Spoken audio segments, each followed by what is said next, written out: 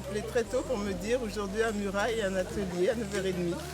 Avec la canne, on peut faire donc, du sirop de batterie, d'après ce que j'ai vu, d'autres sirops, pâte à bœuf, qu'est-ce que j'ai vu d'autres, différents sirops.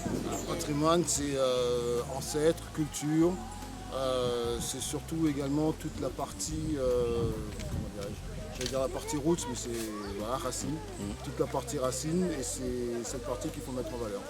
Surtout pour Marie-Galante, pour qu'on puisse s'en rappeler. Aujourd'hui, il y a malheureusement trop peu de choses qui sont mises en valeur. Il faudrait justement plus d'ateliers pour que les gens se rappellent des spécificités de l'île. On est quand même un peu particulier par rapport à la Guadeloupe. Je suis chauvin, je suis désolé. Mais on est quand même particulier par rapport à la Guadeloupe et il faut vraiment continuer pour que les gens sachent que Marie-Galante est spéciale et qu'il faut venir découvrir les spécialités d'ici. La canne est mise dans le broyeur. Donc dans ce broyeur, il y a deux niveaux de pression, c'est-à-dire que la canne elle est pressée deux fois. Donc une première fois pour en extraire le jus, et une seconde fois pour bien assécher la canne parce qu'on la récupère. Donc une fois qu'on a récupéré le jus, il est transféré dans des cuves qui contiennent à peu près chacune 2000 litres de liquide. Donc le jus, ensuite il est cuit entre 4 à 5 heures à environ 200-250 degrés.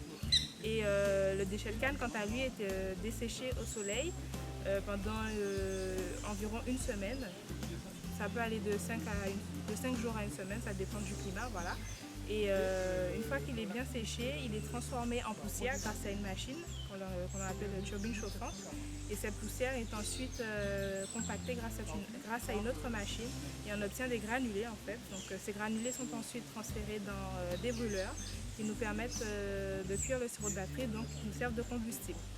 Donc voilà, une fois que le sirop il est cuit, il est transféré dans une cuve où il est nettoyé.